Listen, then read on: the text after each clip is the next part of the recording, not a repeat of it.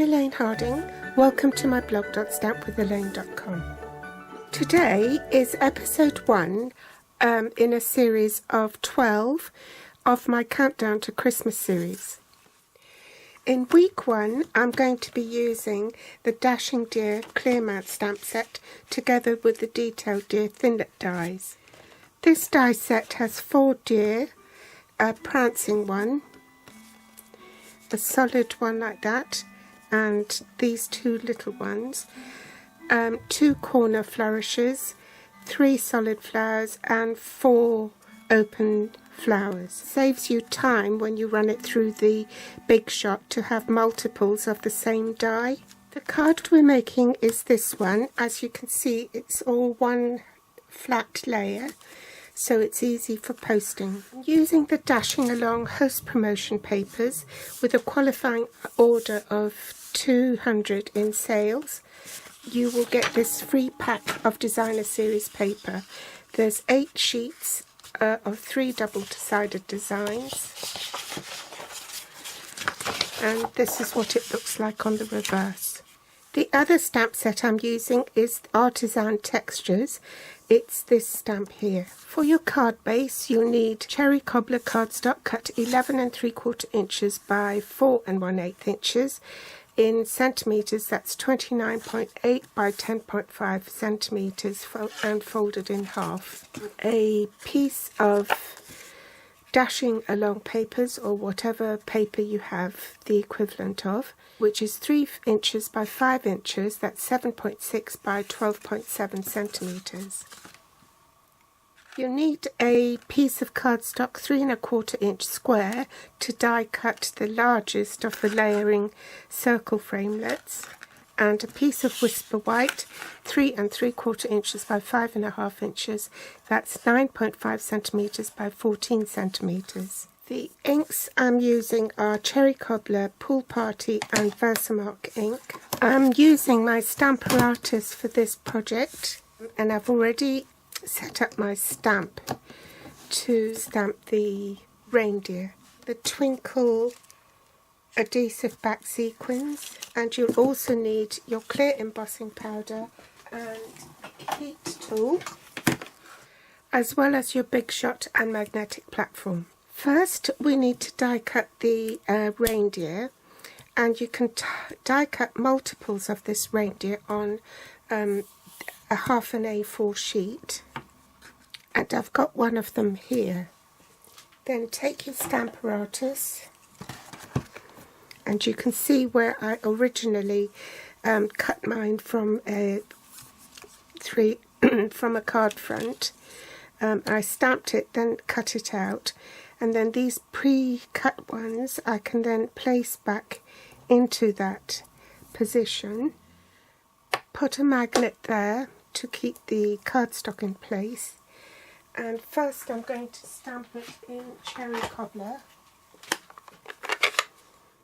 and I'm going to just keep my stamp case there so that the lid is level with the hinge, so I can then ink up my reindeer.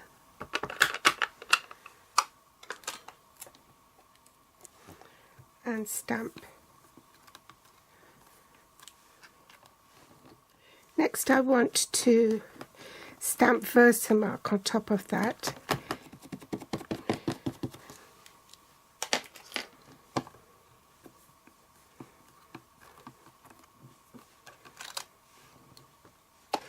And it will stick to your stamp, so gently peel it off, because Versamark is a much stickier ink.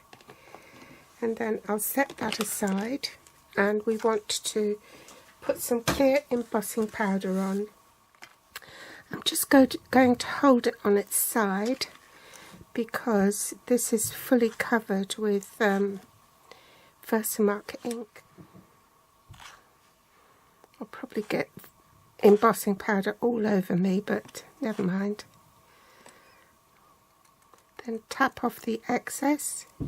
Place it on the mat, work surface I mean. Bring in my heat tool, and I'm just going to use my tweezers to pop on the bits where there aren't any embossing powder, just to hold it down.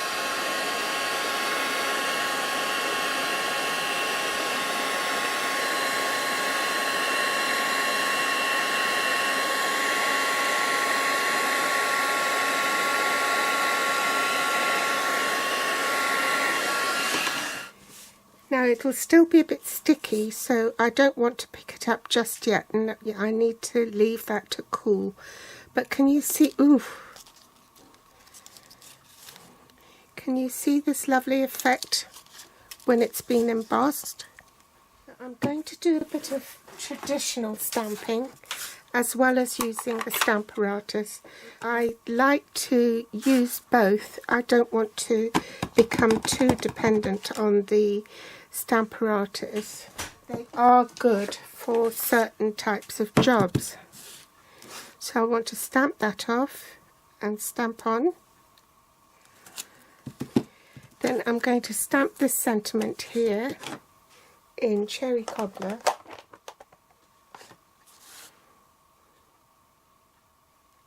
Some of you might not want the happiest Christmas wishes though, you might just want Christmas wishes. So I've actually cut my stamp into 2 halves, so I can use the Christmas wishes on its own, or I can join them up on the block and stamp them together as one. So it gives you that option. I've got a bit more stamping to do on the inside of the card, so I'm using both the Stamparatus as well as just traditional stamping. Doing it by eye.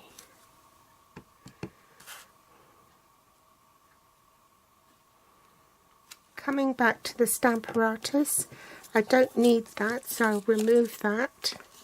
That's my template, and I'm going to switch the plates around, and this time I want to put my cardstock in this way so I can stamp my sentiment.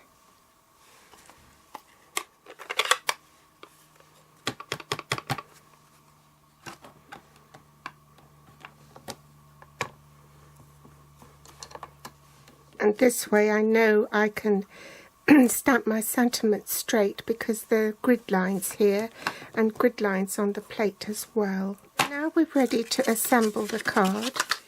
Tombow glue on in the back, stick that on, leave an even border all round, smooth the glue out, do the same with the DSP, and I don't apply the glue right on the edge, because when you use the bone folder to smooth the glue in, it will squelch outwards, and you don't want it squelching out beyond the designer series paper. So now run that over like so. Apply adhesive to the deer. I've already popped glue on the tips of the antler. Pop him on there. Whoops, I should have done this.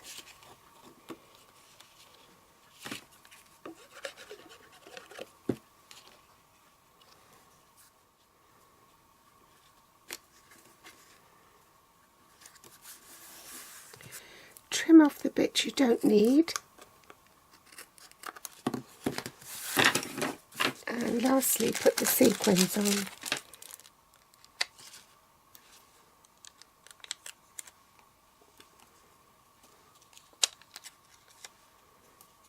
So how quick and easy was that? Hope you've enjoyed today's tutorial. Pop back for more inspiration next week. You'll find the links to the supplies I use below the Show More section on YouTube. You'll also find it on my blog at blog.stampwithelaine.com. You can find me on Facebook, Pinterest or Instagram. Thanks for watching, and I'll be back soon. Bye!